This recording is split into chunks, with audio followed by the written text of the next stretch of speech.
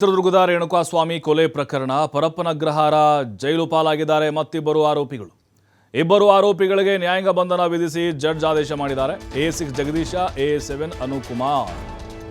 ಜಗ್ಗ ಮತ್ತು ಅನು A6 A7 ಆರೋಪಿಗಳು.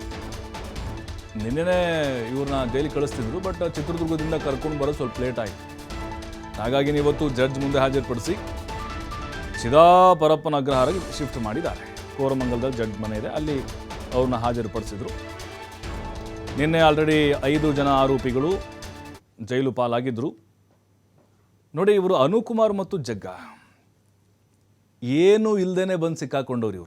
ಇವ್ರದ್ದೆಂಥ ದುರಾದೃಷ್ಟ ನೋಡಿ. ಫೋಟೋ ತಗೊಳ್ಬೇಕನ್ನೋಂಥ ಹುಚ್ಚಲ್ಲಿ ಬಂದವನು ಅನುಕುಮಾರ್, ಆಟೋ ಡ್ರೈವರ್ ಅವನು. ಜಗ್ಗ ದರ್ಶನ್ ಅವ್ರ ಹೆಸರಲ್ಲಿ ಸಾಕಷ್ಟು ಅಲ್ಲಿ ಊಟ ಗೀಟ ಹಾಕ್ಸೋದು, ಅವ್ರ ಬರ್ತಡೇದಾಗ ಗ್ರ್ಯಾಂಡಾಗಿ ಮಾಡೋದು ಮಾಡ್ತಿದ್ದಂತೆ. ಬಟ್ ಅದೇನೇ ಇರಲಿ, ಹುಚ್ಚು ಅಭಿಮಾನ ಅಂತ ಹೇಳ್ತಾರಲ್ಲ, ಅದಕ್ಕೇನೆ ನೋಡಿ. ಈಗ ಅನುಕುಮಾರ್ಗೆ ಹಿಂಗೆ ಹೇಳಿ ಕರ್ಕೊಂಬಂದಿದ್ದವರು ದರ್ಶನ್ ಅವರು ನನ್ನ ಮೀಟ್ ಮಾಡಿಸ್ತಿಂಬ, ಫೋಟೋ ತಗೊಡ್ತೀನಿ ಅಂತೇಳಿ ಕರ್ಕೊಂಬಂದು ಇಲ್ಲಿ ಆ ಕೊಲೆ ಆರೋಪದಲ್ಲಿ ಇವರದ್ದು ಕೂಡ ಪ್ರಮುಖ ಪಾತ್ರ ಅನ್ನೋದು ಸಾಬೀತು ಆಗಿದೆ.